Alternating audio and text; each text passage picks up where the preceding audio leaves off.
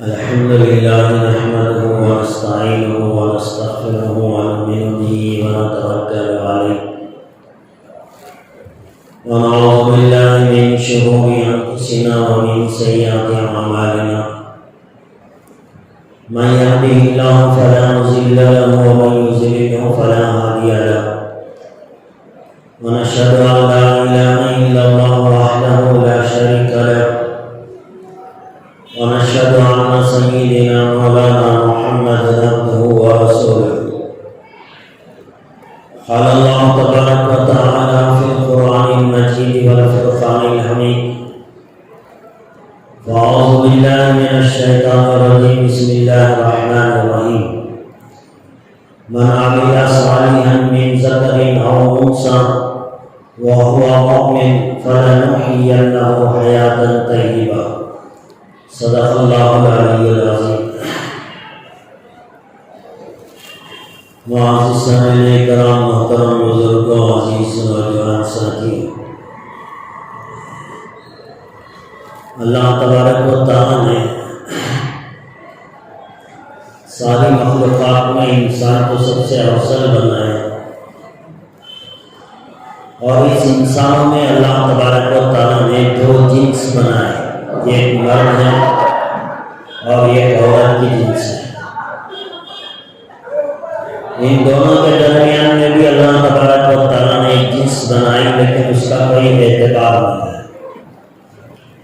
انسانوں میں جو اللہ تبارک و تعالیٰ نے جو دو جنس بنائے، ایک عورت ایک مرد، جسمانی اعتبار سے اللہ تبارک و تعالیٰ نے دونوں کو کچھ الگ بنایا ہو، لیکن اعمال کے اعتبار سے، جنت کے اعتبار سے، آخرت کی کامیابی کے اعتبار سے، اللہ کی نگاہ میں مقام اور مرتبہ حاصل کرنے کے اعتبار سے اللہ تبارک و تعالیٰ نے مرد اور عورت دونوں کو یکساں بنایا،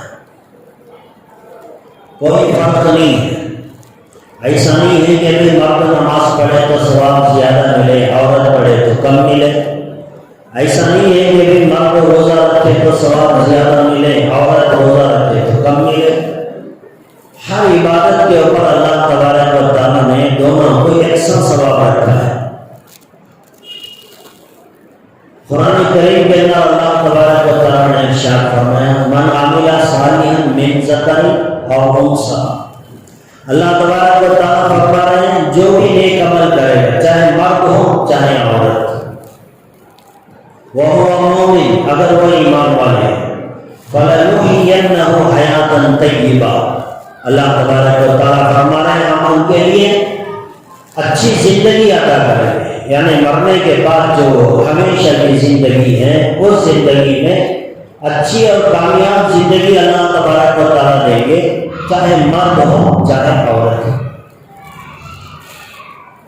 اسلام کے آنے سے پہلے، اللہ کے نبی صلی اللہ علیہ وسلم کے دنیا میں تشریف لانے سے پہلے، شریعت کے احکامات نازل ہونے سے پہلے، جیسا کہ آپ بارہا سن چکے ہوں گے کہ معاشرے میں عورت کا کوئی مقام اور مرتبہ نہیں تھا، ایک گری ہوئی چیز سمجھی جاتی تھی، بلکہ اگر دیکھا جائے تو جانوروں سے بھی بدتر سمجھا جاتا تھا۔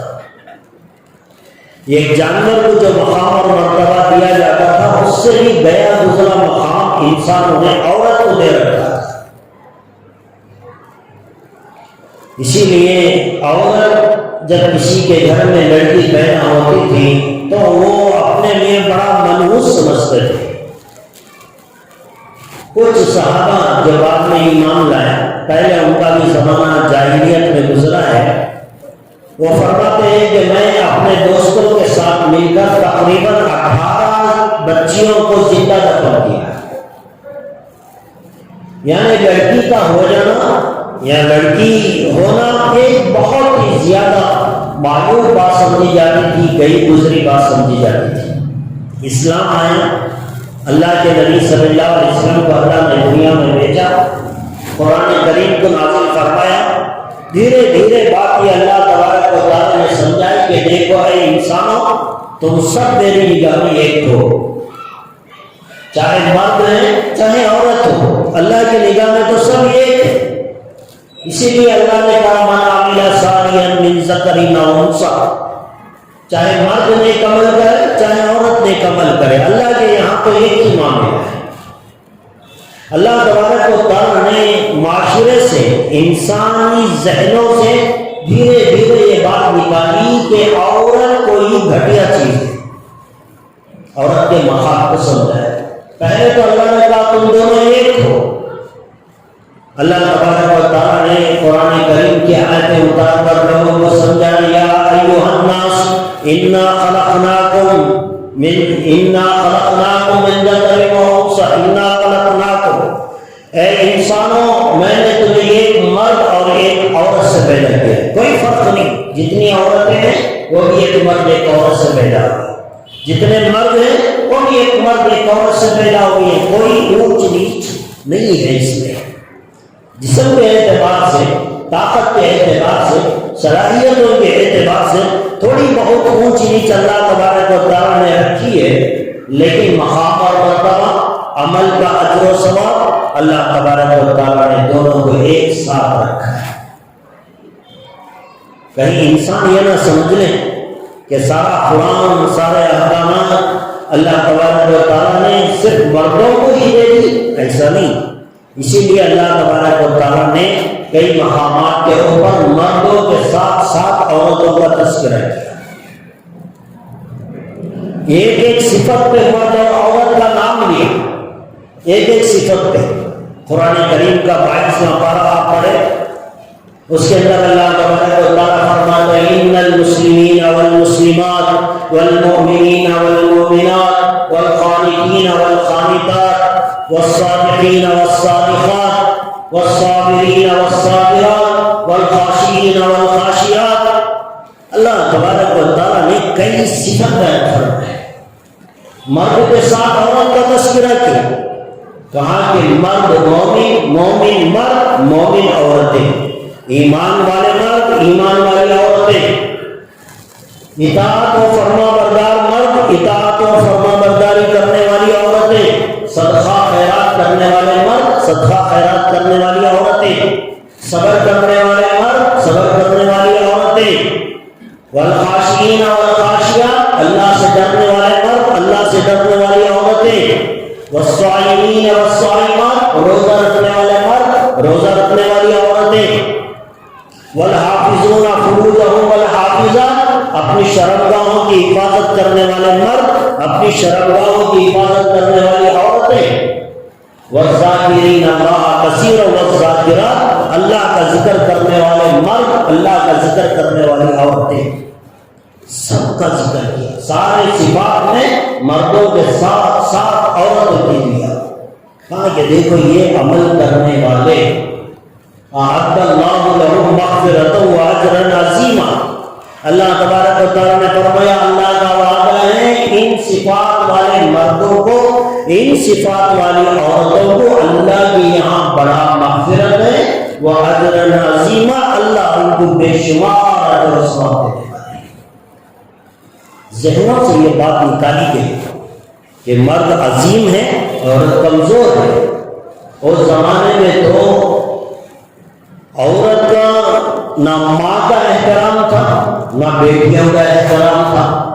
بیٹیوں کا تو آپ نے سنا کہ بیٹی پیدا ہوتی تھی اپنے ہی ہاتھوں سے اپنی لخت جگر کو ایک باپ لے جا کر زندہ دفن کر دیتا تھا، اور اسے اس پہ کوئی افسوس بھی نہیں ہوتا تھا کہ میں نے اپنی ہی اولاد کو لے جا کر زندہ دفن کر دیا، کوئی افسوس نہیں۔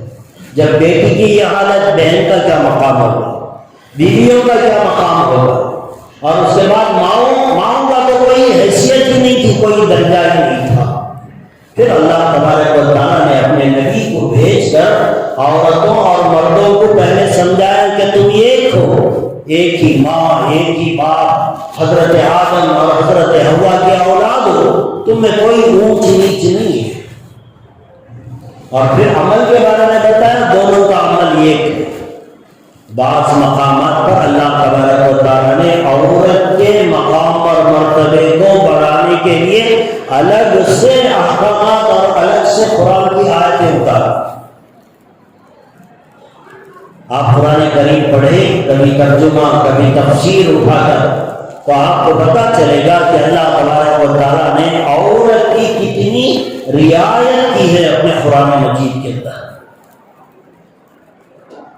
اللہ کے نبی صلی اللہ علیہ وسلم کے پاس ایک صحابی آئے اور پوچھا، اللہ کے نبی صلی اللہ علیہ وسلم، میرے جتنے اپنے ہیں اس میں سب سے زیادہ حقدار کون ہے کہ میں اس کا اکرام کروں، اس کی خدمت کروں، اسے عزت دوں؟ ایسی کون سی ذات ہے، کون سا حصہ میرا رشتہ ہے؟ اللہ کے نبی صلی اللہ علیہ وسلم نے فرمایا، امک، تیری ماں کا ہے، سب سے پہلا درجہ تیری ماں کا ہے۔ ماں ایک عورت ہے۔ یہ اس زمانے میں بات کہی جا رہی ہے جس زمانے میں ماں کو بچے بیچ دیا کرتے تھے، جیسے غلام فروخت ہو رہے، باپ مر گیا، بازار میں لا کر بیٹا اپنی ماں کو بیچ دیتا تھا۔ اور اللہ کے نبی صلی اللہ علیہ وسلم نے فرمایا، ایسا ہی ہوا کہ ایک بچے نے اپنی ماں کو بیچا، خریدنے والے نے اس کی ماں کو دوسرے آدمی کو بیچا، پھر اس نے تیسرے کو بیچا، اس طرح ایک ماں فروخت ہوتے ہوتے ہوتے پھر دوبارہ اپنے بچے کے پاس باندھی بن کر آ جاتی، یعنی خود اپنی اولاد کی نوکرانی بن کر، باندھی بن کر اس کے پاس آ جاتی تھی۔ یہ حالت گزرتی تھی ماں کی۔ جب ماں کا ہی یہ مقام تھا تو پھر دوسری عام عورتوں کا اسلام آنے سے پہلے کیا مقام اور مرتبہ رہا ہوگا؟ اللہ کے نبی صلی اللہ علیہ وسلم نے صحابی سے کہا کہ دیکھو یہ تمہاری ماں ہے جو خدمت کے اعتبار سے سب سے پہلا حق رکھتی ہے۔ صحابی نے پوچھا اس کے بعد؟ اللہ کے نبی صلی اللہ علیہ وسلم نے فرمایا، امک، تیری ماں، دوسرا درجہ بھی ماں کا۔ پھر سوال کرنے والے نے کہا، پھر اس کے بعد؟ اللہ کے نبی صلی اللہ علیہ وسلم نے فرمایا، امک، تیری ماں۔ 3 مرتبہ سوال ہونے پر اللہ کے نبی نے کہا کہ 3 درجے تو تیری ماں کے تھے۔ بات 4تھی مرتبہ جب صحابی نے پوچھا تو اللہ کے نبی صلی اللہ علیہ وسلم نے کہا کہ تیرا باپ۔ 3 درجے تو ماں کے، 4تھے نمبر پر باپ کا درجہ۔ اللہ تبارک و تعالیٰ نے یہاں عورت کے مقام کو مرد کے مقام سے اونچا کر کے دکھایا۔ جو پہلے ذلت ملتی تھی، اللہ تبارک و تعالیٰ نے اس عورت کو عزت دے کر دکھایا۔ اور جس ماں کو اولاد بیچ دیا کرتی تھی، ایسے نوجوانوں کو اللہ کے نبی صلی اللہ علیہ وسلم نے کہا کہ سنو، تمہاری جنت تمہارے ماں کے قدموں کے نیچے اللہ نے رکھی ہے۔ اگر تم ان کی خدمت کرو گے تو تمہیں جنت ملے گی، ان کو ناراض کرو گے تو تمہیں جہنم ملے گی۔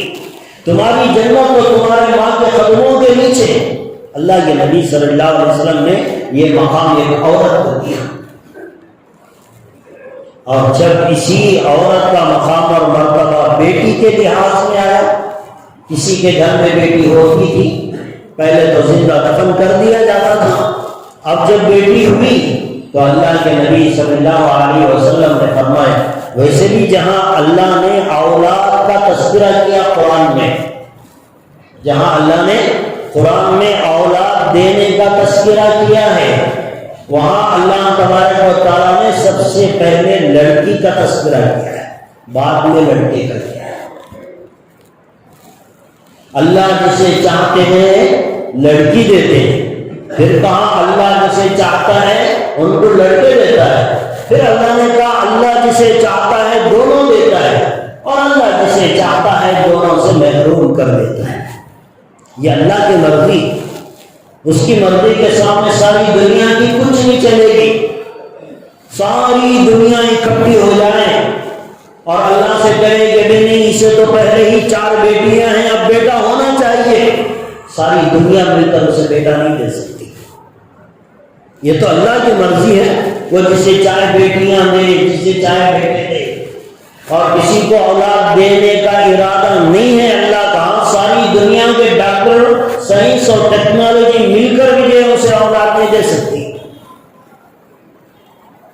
یہ اللہ تبارک و تعالیٰ کا نظام. لیکن اللہ نے جہاں اولاد دینے کی بات کہی وہاں اللہ نے یہ سب سے پہلے بیٹی کا تذکرہ کیا، یہ بتانے کے لیے کہ جس بیٹی کو تم حقارت کی نگاہ سے دیکھتے ہو وہ بیٹی ہمارے نزدیک عظمت والی ہے. اور پھر اللہ کے نبی صلی اللہ علیہ وسلم نے بیٹی کے مقام اور مرتبے کو بتایا. اللہ کے نبی صلی اللہ علیہ وسلم نے فرمایا اگر کسی کو 2 بیٹیاں ہوں، اگر کسی کو 2 بیٹیاں ہوں اور وہ ان کے کھانے پینے پہننے اوڑھنے کا انتظام کرے، یعنی بچوں کی جو ضروریات ہوتی ہیں ان ضروریات کو پوری کرے اور ان کی اچھی تعلیم و تربیت کرے، اچھے اخلاق سکھائے، اور اس کے بعد جب وہ بالغ ہو جائیں تو پھر ان کا نکاح کر دے، یہ ماں باپ کی ذمہ داری ہے. باپ کی ذمہ داری خصوصی طور سے. تو اللہ کے نبی صلی اللہ علیہ وسلم نے کہا جس نے 2 بیٹیاں پائی اس نے ان بچوں کو کھلایا پلایا پہنایا اوڑھایا، اچھی تعلیم و تربیت کی، جوان ہو گئی تو ان کے نکاح کر دیے.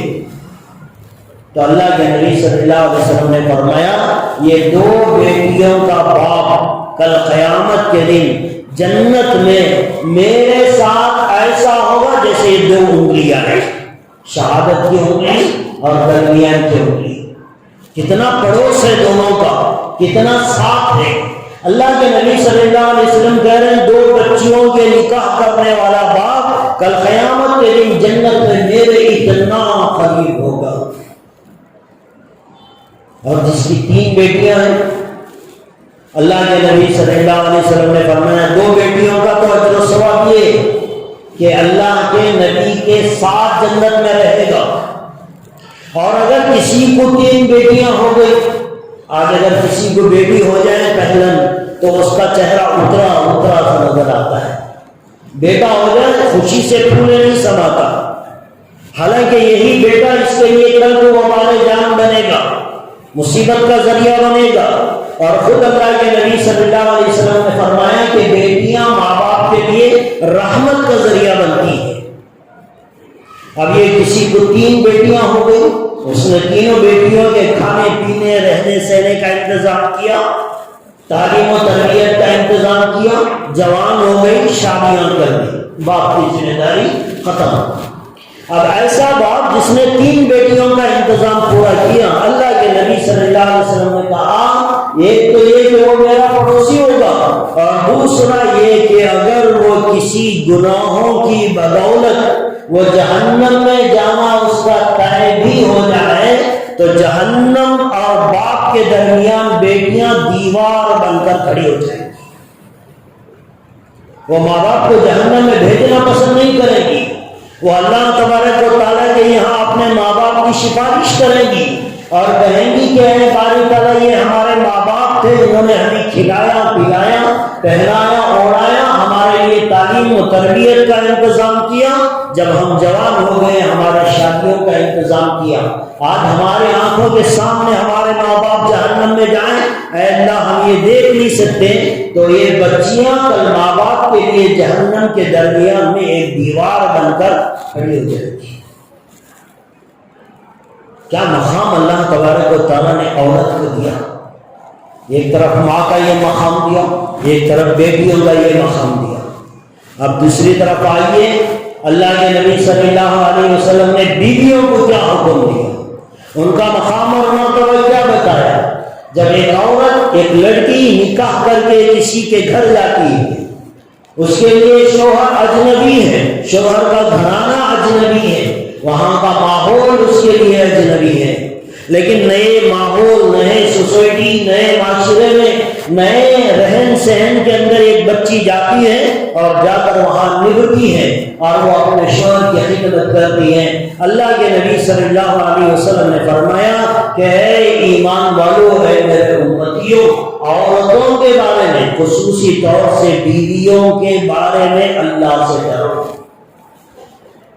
یہ بیویاں تمہارے پاس امانت ہیں، اللہ کی طرف سے تمہیں دی گئی ہے، لہذا ان کی حفاظت کرنا، ان کے جذبات کا خیال رکھنا، ان کی ضروریات کو پوری کرنا، ان کے دل کو ٹھیس نہ پہنچانا، یہ سب تمہاری ذمہ داری ہے۔ اللہ کے نبی صلی اللہ علیہ وسلم نے ایک حدیث میں ارشاد فرمایا، تم میں سب سے بہترین اخلاق والا، سب سے بہترین اخلاق والا کون ہے؟ اللہ کے نبی صلی اللہ علیہ وسلم نے فرمایا، تم میں سب سے بہترین اخلاق والا وہ جس کی بیوی اس کے اخلاق کی سرٹیفکیٹ دے۔ اس کی بیوی کہے کہ میرا شوہر اچھا ہے، میرے شوہر کے اخلاق اچھے ہیں، میرا شوہر میرے ساتھ اچھا سلوک کرتا ہے۔ اگر بیوی کہتی ہے تو تب اسے اخلاق والا سمجھا جائے۔ سارے گاؤں والے، محلے والے اسے اچھا کہیں، بڑا اچھا لڑکا، بڑا اچھا مرد ہے، بڑے اچھے اخلاق والا، دنیا والوں کی بات کا اعتبار نہیں جب تک بیوی گواہی نہ دے۔ اور اللہ کے نبی صلی اللہ علیہ وسلم نے اپنی امت کے نوجوانوں سے، شادی شدہ مردوں سے کہا کہ تم اپنی بیویوں کے ساتھ اچھا سلوک کرو۔ خیرکم خیرکم لأہلی وانا خیرکم لأہلی، تم اپنی بیویوں کے ساتھ اچھا سلوک کرو، اور تمام مردوں میں سب سے بہترین سلوک کرنے والا اپنی بیویوں کے ساتھ میں ہوں۔ اللہ کے نبی نے کہا کیا سلوک کرتے تھے؟ آپ نے تو سنا ہے، حضرت عائشہ کے ساتھ، حضرت خدیجہ کے ساتھ اور دوسری ازواج مطہرات کے ساتھ کبھی اللہ کے نبی صلی اللہ علیہ وسلم نے اپنی بیویوں کے ساتھ گالی گلوچ اختیار نہیں کی۔ اور حضرت عائشہ صدیقہ رضی اللہ تعالیٰ فرماتی ہیں، ساری زندگی میں کبھی اللہ کے نبی صلی اللہ علیہ وسلم نے کسی بیوی پر، کسی غلام پر ہاتھ نہیں اٹھایا۔ یہ نبی کے اخلاق تھے۔ حالانکہ بیویوں کا کوئی مقام نہیں تھا اس زمانے میں، ایسے دور میں اللہ کے نبی صلی اللہ علیہ وسلم نے اپنی بیویوں کے ساتھ یہ سلوک کر کے بتایا کہ عورتوں کا مقام اور مرتبہ کیا ہے۔ حضرت میمونہ رضی اللہ تعالیٰ عنہ صحابیہ، اللہ کے نبی صلی اللہ علیہ وسلم جب ان کو اونٹ پہ چڑھانا ہوتا، انداز دیکھیے، بیویوں کے ساتھ اس نے سلوک دیکھیے۔ اللہ کے نبی صلی اللہ علیہ وسلم میمونہ کو جب اونٹ پہ سوار کرنا ہوتا، اللہ کے نبی صلی اللہ علیہ وسلم خود زمین پر بیٹھتے تھے، اپنا ایک گھٹنا کھڑا کرتے تھے اور میمونہ سے کہتے کہ میرے گھٹنے پر پیر رکھو، پھر اونٹ پہ سوار ہو۔ آج کوئی شوہر اپنی بیوی کے لیے کار کا ڈور کھول دے، محلے والے کہیں گے یہ تو جوڑوں کا غلام بن گیا، یہ دیکھو اپنی بیوی کی کتنی چاپلوسی کرتا ہے۔ یہ چاپلوسی نہیں ہے، یہ اخلاق ہے، میرے نبی کی سنت ہے۔ اللہ کے نبی صلی اللہ علیہ وسلم نے اپنی بیویوں کو خدمت کی ہے اور بتایا کہ ہر مرد میرا کلمہ پڑھنے والا وہ اپنی بیویوں کے ساتھ اس طرح کا اس نے سلوک کرے۔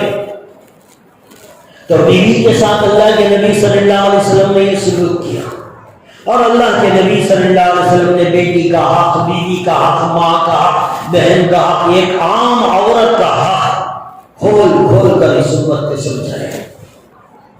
اور اللہ تبارک و تعالیٰ نے بھی اس عورت کی کمزوری کا لحاظ کرتے ہوئے قرآن کریم میں جا بجا اس کی تائید میں قرآن کی آیتیں اتاری گئی۔ ایک صحابی ہے جن کا نام میرے ذہن سے نکل رہا ہے، وہ اپنی بیوی کو ایک مرتبہ یہ کہہ دیا کہ تم میری ماں کے برابر ہے۔ وہ زمانے کے اندر ابھی طلاق وغیرہ کے احکامات کچھ نہیں آئے تھے، لیکن اس زمانے کے اندر یہ سمجھا جاتا تھا کہ اگر کوئی شوہر اپنی بیوی کو یوں کہہ دے کہ تم میری ماں جیسی ہے تو وہ بیوی اس پر حرام ہو جاتی تھی، طلاق سمجھا جاتا تھا۔ اب ایک صحابی نے اپنی بیوی کو کہہ دیا کہ نہیں تو میری ماں کے برابر ہے۔ اب وہ بیچاری عورت کیا کرے؟ اب اس کا کوئی سہارا نہیں، اور وہ سیدھے اللہ کے نبی صلی اللہ علیہ وسلم کی خدمت میں آئی، اور آ کر اللہ کے نبی صلی اللہ علیہ وسلم سے کہا، اے اللہ کے نبی صلی اللہ علیہ وسلم، یہ میرے شوہر ہیں، غالباً زید بن حارث نام ان کا تھا، یہ میرے شوہر ہیں، انہوں نے مجھے اپنی ماں کی طرح سمجھا ہے اور یہ کہا کہ میں ان کی ماں کی طرح لگتی ہوں۔ اے اللہ کے نبی، میرے پاس جو کچھ مال تھا میں نے ان کو دے دیا، وہ تو خرچ کر دیے، اب میرے پاس مال نہیں ہے، میری اولاد وہ سب بڑی ہو گئی ہے، میں بوڑھی ہو چکی ہے، اب میری اولاد وہ اپنے اپنی بیوی بچوں کے ساتھ جی رہے ہیں اور میں ان کی بچوں کی ماں بھی بنی ہوں جب میرے پاس جوانی تھی۔ آج میرے پاس جوانی نہیں ہے، میرے بچے الگ ہو چکے ہیں، میرا مال ختم ہو چکا، اب ایسی حالت میں انہوں نے مجھے طلاق کی طرح ایک لفظ کہہ کر مجھے اپنے نکاح سے الگ کر رہے ہیں، اے اللہ کے نبی میں کیا کروں؟ حضرت عائشہ صدیقہ رضی اللہ تعالیٰ کہتی ہے جب وہ عورت اللہ کے نبی کے پاس آ کر بات کر رہی تھی، وہ اللہ کے نبی کے بالکل قریب تھی، میں ذرا فاصلے پر تھی، لیکن وہ عورت اللہ کے نبی سے کیا بات کر رہی تھی مجھے تو سنائی نہیں دیا، میں نہیں سن سکی کہ وہ کیا بات کر رہی ہے، لیکن جب وہ بات کر رہی تھی تو میں تو نہیں سن سکی اتنا قریب ہونے کے باوجود، لیکن اللہ تبارک و تعالیٰ عرش پر بیٹھ کر اس معصوم عورت کی بات کو سن رہے تھے، اور اللہ تبارک و تعالیٰ نے اس کی دل آزاری، اس کی دل کی تکلیف، ایک عورت کی دل کی تکلیف، ایک عورت جب اسے احساس ہوا کہ میرا سب کچھ ختم ہو رہا ہے، میرے بچے الگ ہو گئے، میرا شوہر اب مجھے چھوڑ رہا ہے، اب میرے پاس کوئی کھانے کی چیز نہیں ہے، دل کے اندر ٹھیس پہنچی، اللہ تبارک و تعالیٰ نے قرآن کریم کی آیتیں اتاری، اور علماء فرماتے ہیں، مفسرین اکرام کہتے ہیں اس ایک عورت کی تسلی کے لیے اللہ نے قرآن کریم کی پوری ایک رکوع اتارا، قرآن کریم کا 28واں پارہ، قد سمع اللہ قول التی تجادلک فی زوجہا، یہ قرآن کریم کی 28ویں پارے کا پہلا رکوع اس عورت کی تسلی کے لیے اللہ نے اتارا ہے۔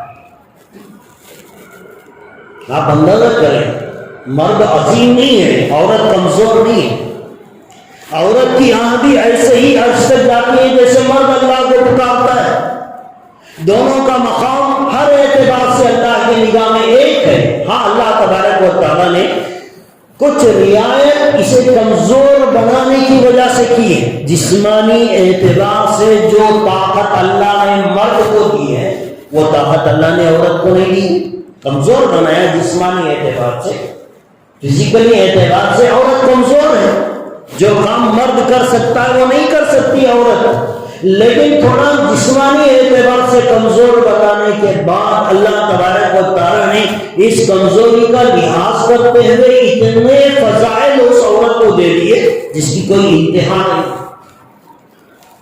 کوئی انتہا نہیں، اتنے فضائل اللہ تبارک و تعالیٰ نے اس عورت کو دے دی۔ عورت کی کہا کہ بھی دیکھو مرد کے لیے جماعت کی نماز فرض ہے، جماعت سے پڑھنا ضروری ہے، جماعت کے بغیر نماز پڑھے گا گنہگار سمجھا جائے گا، عورت کے لیے جماعت کے ساتھ نماز پڑھنا ضروری نہیں، کمزور ہے، گھر میں رہنے والی چیز ہے، چلو اللہ نے معاف کر دیا، جماعت تمہارے سے معاف ہو گئی، جمعہ کی نماز اللہ نے معاف کر دی عورتوں کو، ضروری نہیں کہ وہ جمعہ کی نماز کے لیے مسجد میں آئے۔ اور اسی طرح اللہ تبارک و تعالیٰ نے مرد کے لیے احرام کے اندر جو پابندیاں عائد کی ہیں اس میں سے بہت ساری پابندیوں سے اللہ نے عورت کو آزاد کر دیا۔ مرد تو کنڈیشن میں رہے گا، عورت کے لیے چھٹی دے دی، تو کر سکتی ہے۔ مرد چہرے پہ کپڑا نہیں ڈال سکتا، سر پہ کپڑا نہیں ڈال سکتا، پاؤں بھر کر جوتا نہیں پہن سکتا، بہت ساری چیزیں ہیں، لیکن عورت کے لیے اللہ تبارک و تعالیٰ نے چھوٹ دے دی کہ تیرے لیے تو یہ جائز ہے۔ اور ویسے نماز روزے کے اندر بھی اللہ تبارک و تعالیٰ نے عورتوں کو چھوٹ دی ہے، ان کے لیے جب وہ ایام میں ہوتی ہیں اللہ نے نماز معاف کر دی کہ چلو بھائی ان دنوں کے اندر تمہارے اوپر نماز معاف ہے۔ رمضان کا مہینہ آ گیا، روزے چھوڑنے کی اجازت دے دی، حالانکہ بعد میں قضا کرنا ہے، لیکن اس موقع کے اوپر اللہ نے ان کو چھوٹ دے دی۔ اللہ تبارک و تعالیٰ نے عورت کے چھوٹے عمل سے بھی بہت زیادہ اجر و ثواب، بہت زیادہ رعایت دے دی اللہ تبارک و تعالیٰ نے۔ معاشی اعتبار سے عورت کمزور تھی، کمانا مرد کے ذمے، روٹی روزی کپڑا گھر مکان کی تیاری کرنا، اس کا انتظام کرنا یہ مرد کے ذمے، لیکن عورت کیا کرے؟ عورت کو کبھی ضرورت پڑ جائے پیسے کی، اللہ تبارک و و تعالیٰ نے کہا کہ دیکھو عورت کما تو نہیں سکتی، لیکن مرد کے لیے ایسے آپشن اللہ نے رکھ دیے کہ اگر وہ چاہے تو عورت کی دل کھول کر مدد کر سکتا ہے۔ قرآن کریم کی ایک جگہ اللہ تبارک و تعالیٰ نے ارشاد فرمایا کہ اگر عورت کا مہر کوئی مرد ایک قنطار دینا چاہے تو دے سکتا ہے۔ ایک قنطار، علماء نے کہا قنطار کہتے ہیں 150 kg سونا۔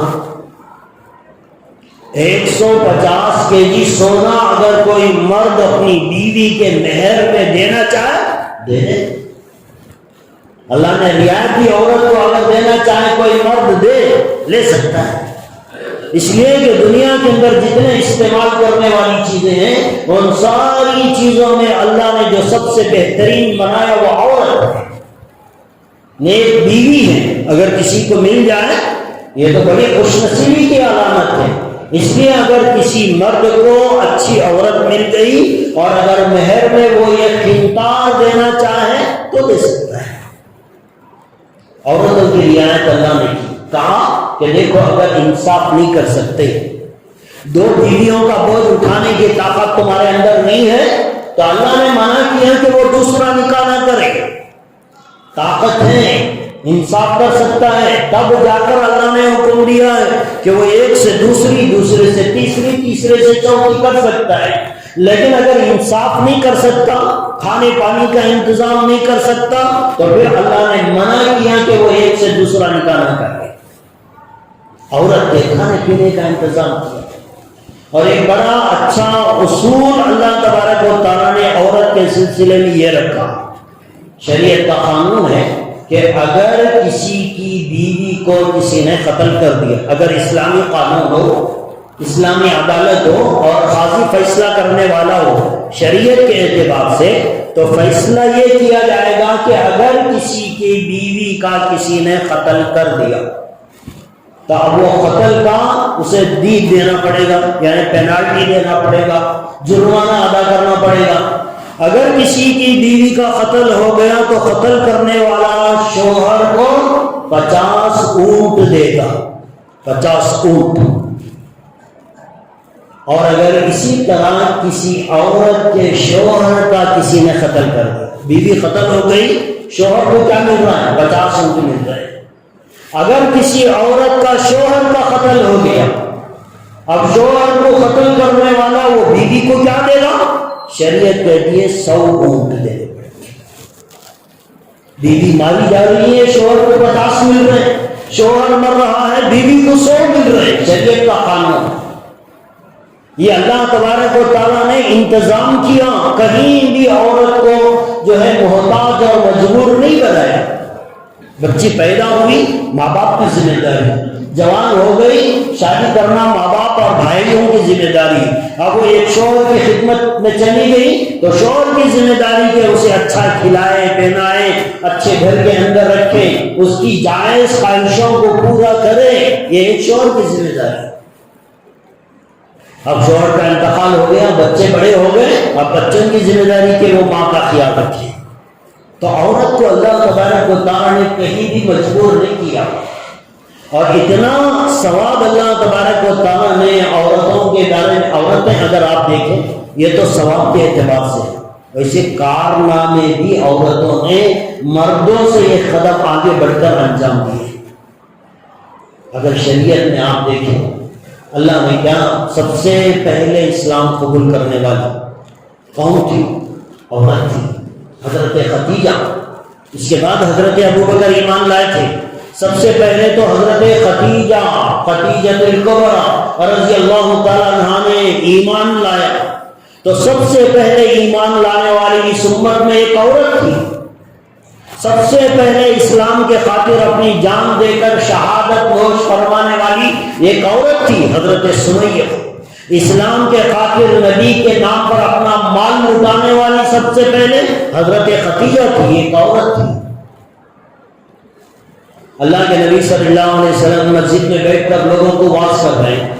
حضرت عمر فاروق رضی اللہ تعالیٰ عنہ نے ایک مرتبہ کہا، اللہ کے نبی آپ یہاں بیٹھتے ہیں، لوگ آپ کے سامنے بیٹھتے ہیں، باہر سے کوئی آدمی آتا ہے پہچاننا مشکل ہوتا ہے کہ اس میں صحابہ کون ہے، نبی کون ہے، اس لیے چاہتے ہیں کہ بہتر ہوگا کہ آپ کے لیے ایک مسجد میں ممبر بنا دیا جائے، آپ اس پر بیٹھا کریں، باہر سے آنے والوں کو پتا چلے گا کہ آپ نبی ہیں، سامنے بیٹھنے والا مجمع صحابہ کا ہے، آپ اونچی جگہ بیٹھیں گے تو لوگوں کو پتا چلے گا، بات بھی اچھی طرح سمجھ میں آئے گی اور لوگوں کو آپ کو دیکھنے کا موقع بھی ملے گا۔ جب یہ بات حضرت عمر نے اللہ کے نبی سے سامنے کی، اللہ کے نبی صلی اللہ علیہ وسلم نے منظوری دے دی کہ بھئی ٹھیک ہے چلو ایک ممبر بنا لو۔ جب یہ ممبر بنانے کی بات آئی، عورتیں تھیں پردے کے اندر سے، وہاں سے عورتوں میں سے ایک عورت انہوں نے آواز دی اور کہا اللہ کے نبی صلی اللہ علیہ وسلم اگر یہ بات ہے کہ مسجد نبی میں ممبر آپ بنانا چاہتے ہیں، میرے پاس یہ غلام ہے جو لکڑی کا کام جانتا ہے، آپ مجھے یہ شرف بخشیں کہ میں اپنے غلام کے ذریعے سے مسجد نبوی میں ممبر بناؤں گی۔ مسجد نبی کا پہلا ممبر ایک عورت کے پیسوں سے بنا، اور وہ بھی خدمت کرنے والی ایک عورت تھی، حضرت زبیدہ، ہارون رشید کی بیوی۔ آپ جانتے ہیں ہارون رشید تو بہت بڑا بادشاہ، ان کی بیوی زبیدہ بڑی دیندار تھی، مردوں سے بھی آگے نکل گئی بعض عورتیں ثواب کمانے میں، عبادت کرنے میں۔ حضرت زبیدہ نے دیکھا کہ حاجی لوگ جب حج کے لیے جاتے ہیں مکے میں، ان کے لیے پانی کا بڑا مسئلہ ہے، پانی نہیں ہے، بہت پریشانیوں کا سامنا کرنا پڑتا ہے۔ تو زبیدہ نے اپنے محل میں آ کر لوگوں کو جمع کیا اور کہا کہ دیکھو یہاں سے ایک نہر چلے گی، مکہ مکرمہ سے، بغداد سے چلے گی نہر، پانی جائے گا حاجیوں کے لیے مکہ مکرمہ۔ تمام انجینئر اس زمانے کے جو تھے انہوں نے کہا کہ آپ جو ارادہ رکھتی ہیں یہ کوئی آسان کام نہیں ہے، بہت بڑا کام ہے، پہاڑوں کو کھودنا پڑے گا، اس میں سے راستے بنانے پڑیں گے پانی کے لیے۔ زبیدہ نے کہا کہ دیکھو ایک ہتھوڑا جب تم مارو گے، ایک ہتھوڑا جب تم مارو گے نہر بنانے کے لیے، اگر ایک مار پہ اگر ایک دینار خرچ بھی آئے گا نا تب بھی یہ نہر بنے گی، لیکن حاجیوں کو تکلیف نہیں ہونی چاہیے، ثواب۔ اب خدا کرے، اب یہ زبیدہ بیٹھی ہیں دریا دجلہ کے پاس اور سارا کام ختم ہو گیا، نہر جاری ہو گئی مکہ مکرمہ کے لیے، پانی چلا گیا۔ اب سارے کاریگر، اب وہ سارے اوچرس لے کر آئے، حساب و کتاب لے کر آئے زبیدہ کے پاس، اور آ کر سارا ڈیٹیل زبیدہ کے ہاتھ میں دیا کہ یہ دیکھو یہ خرچ ہے، اس کا ڈیٹیلز ہے، یہ سارے اتنا خرچہ ہے۔ حضرت زبیدہ نے وہ کاغذات لیے دریا میں اٹھا کر پھینک دیا اور اللہ کی طرف نگاہ کی اور کہا کہ اے اللہ جتنا اس نہر کے اوپر خرچ آیا ہے میں نے اس کا حساب و کتاب نہیں دیکھا ہے، کل قیامت کے دن تو بھی میرے اعمال بنا دینا، مجھے جنت میں بھیج دینا، بس اتنی خواہش ہے۔ ایک عورت لیکن مقام، ثواب اور اتنا اخلاص اور اتنا خلوص کہ اس کے اوچرس نہیں دیکھے، حساب و کتاب نہیں چیک کیا کہ کہاں کتنا خرچ ہوا، اللہ کے لیے کیا، بس پورا حساب و کتاب اٹھا کے پانی میں ڈال دیا۔ یہ حضرت زبیدہ، حالانکہ صحابہ تو نہیں تھے، صحابہ کا زمانہ اس کے بعد کا زمانہ اس کے بعد کا زمانہ تھا، لیکن اس زمانے کے اندر بھی عورتوں کے اندر یہ جذبات دین کے اعتبار سے، خدمت کے اعتبار سے، اللہ کو راضی کرنے کے اعتبار سے ہر زمانے میں عورتوں نے اچھا خاصا کارنامہ انجام دیا۔ حضرت رابعہ بصریہ وہ صرف ضرورت کے تحت کام کرتی تھی، گھر میں کچھ پکانا پکا لیا، کچھ بھوک لگی کچھ کھا لیا، بس 24 گھنٹے مصلی پہ بیٹھی رہتی، اللہ کی عبادت کرتی۔ بڑے بڑے مرد ان کے پاس آ کر دعا کی درخواست کرتے تھے۔ عورت ہے رابعہ بصریہ، اولیاء اکرام میں ان کا شمار ہوتا ہے، نام لیا جاتا ہے، بڑے بڑے مرد آ کر اپنی دعاؤں کی درخواست ان سے کرتے تھے۔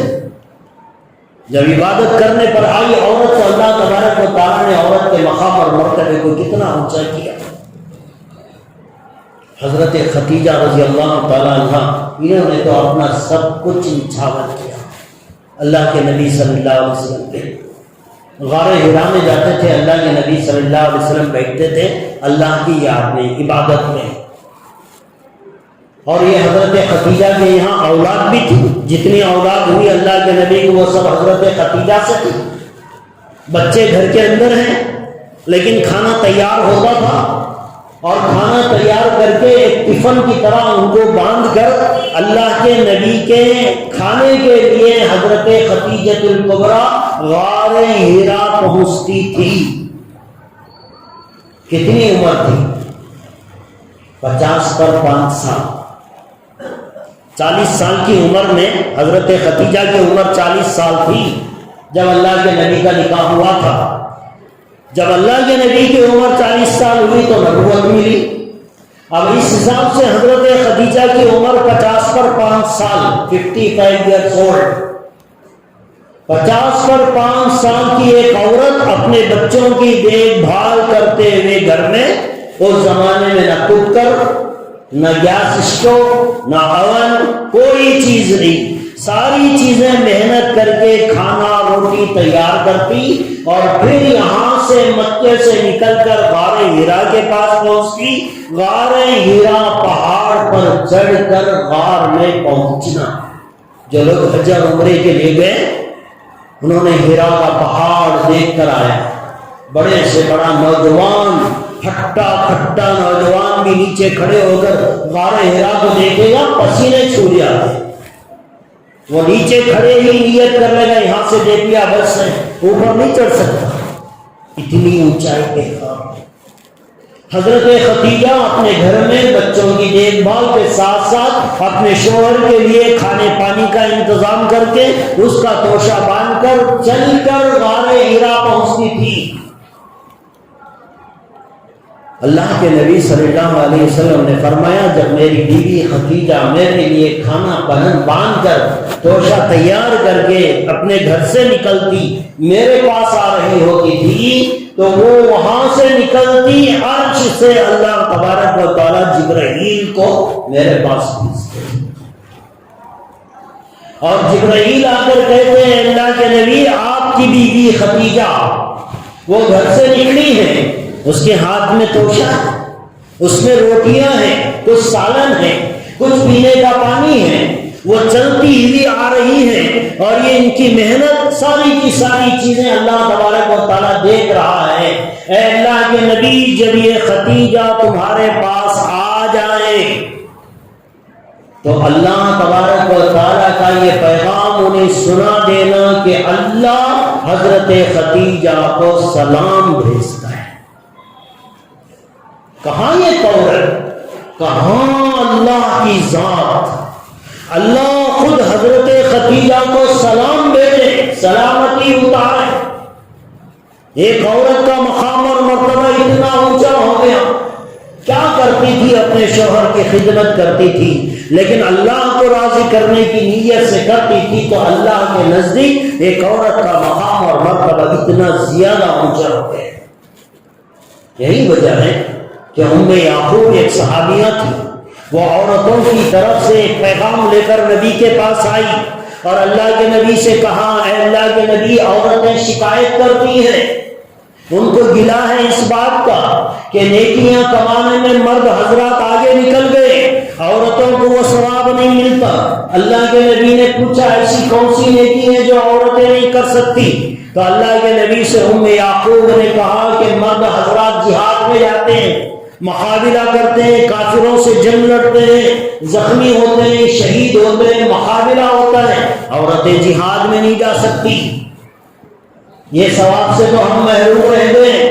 حج پہ لوگ جاتے ہیں, مرد حضرات زیادہ عمرے زیادہ کرتے ہیں, عورتوں کے لیے تو مسائل ہیں عمرہ کرنے میں بھی حج کرنے میں بھی, اور بھی بے شمار مرد حضرات کام کرتے ہیں, عورتیں نہیں کر سکتی.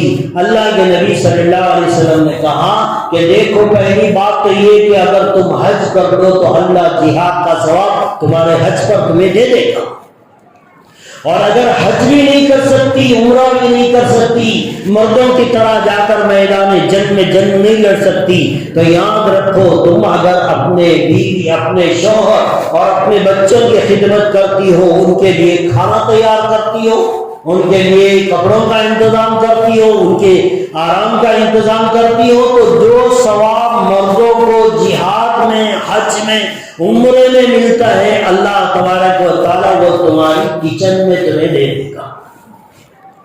تمہارے یہ چھوٹے چھوٹے کام کرو گی، اللہ تبارک و تعالیٰ تمہیں حج اور عمرہ اور جہاد جیسا عظیم ثواب اللہ تبارک و تعالیٰ تمہیں اس میں دے دے گی۔ تو دوستو، یہ اللہ تبارک و تعالیٰ نے عورت کا مقام اونچا بھی کیا، عورتوں نے بھی ایسے کارنامے انجام دیے،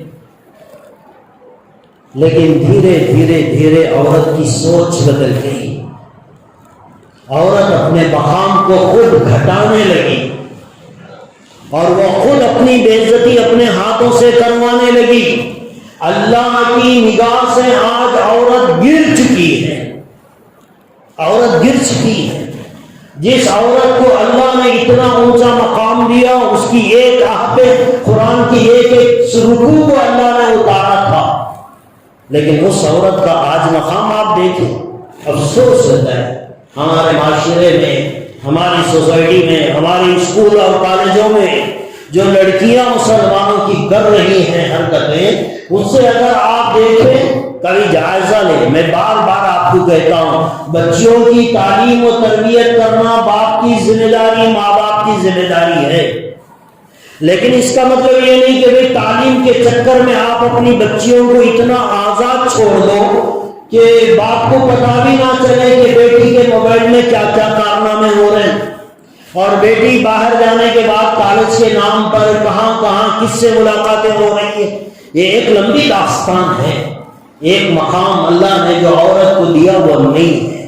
آج ہماری کالجیں، آج ہمارے پاس سوشل میڈیا میں جو مسلمان لڑکیوں کے ساتھ جو سلوک ہو رہا ہے، اور کتنے مسلمان لڑکیاں کنورٹ ہو رہی ہیں، اسلام کو چھوڑ رہی ہیں، اپنے ماتھے پہ سندور لگا رہی ہیں اور غیر مسلموں کے ساتھ ازواجی بندھن میں نکاح کر رہی ہیں، رجسٹر میرج کر رہے ہیں۔ ایسے ایک دو واقعات نہیں، اور آج کل تو حکومت بھی ایسے لوگوں کا سپورٹ کرتی ہے۔ یہ واقعات ایک دو نہیں دوستو، دسیوں ہیں۔ ایسے کمپلینٹ ہمارے پاس بہت آتے ہیں، لہذا ہماری ذمہ داری ہے کہ عورت کو اس کی حیثیت، اس کی مقام اور مرتبے کو یاد دلائیں کہ اللہ نے اسے کیا مقام دیا۔ بیٹی کے روپ میں، ماں کے روپ میں، بیوی کے روپ میں اللہ نے اس کی کتنی تائید کی۔ مردوں کو حکم دیا، مردوں کو حکم دیا کہ اے مردوں، ان عورتوں کے ساتھ اچھا سلوک کرو، تمہاری سپورٹ میں اللہ نے قرآن اتارا۔ لیکن آج یہی عورتیں قوم کو بدنام کر رہی ہیں۔ بہت افسوس ہوتا ہے۔ بہت سارے ایسے واقعات ہیں، میرے پاس اب ٹائم نہیں ہے، ورنہ میں بتاتا کہ آج ہمارے اندر سوسائٹی میں کیا کیا حالتیں ہماری ماں اور بہنوں کی چل رہی ہے۔ اب یہ فیبروری کا مہینہ چل رہا ہے، اب وہ 14 تاریخ آئے گی، ویلنٹائن ڈے۔ اب اس میں پتا چلے گا کہ کتنی مسلمانوں کی بچیاں، کتنوں کے ہاتھ سے گلاب کا پھول، گریٹنگ کارڈز، یہ پتہ نہیں کیا کیا چلنے والا ہے۔ لہذا دوستو، بچیاں یقیناً رحمت ہے، لیکن شرط ہے اچھی تربیت کی۔ یہ بچیاں یقیناً جنت میں لے جائیں گی ماں باپ کو، لیکن شرط ہے اچھی تربیت کی۔